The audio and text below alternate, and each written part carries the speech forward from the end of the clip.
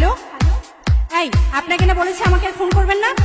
তুমি আমাকে আপনি করে বলছো কেন? মানুষের মন সবসময় এক জায়গায় থাকে না, রাবিশ করতে হয়।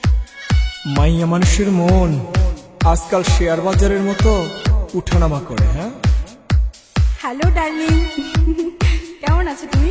ভালো। অনেকক্ষণ ধরে তোমার নাম্বারটা বিজি পাচ্ছি। আর বলো না, অচেনা একটা নাম্বার থেকে আমায় ভীষণ বিরক্ত করছিল।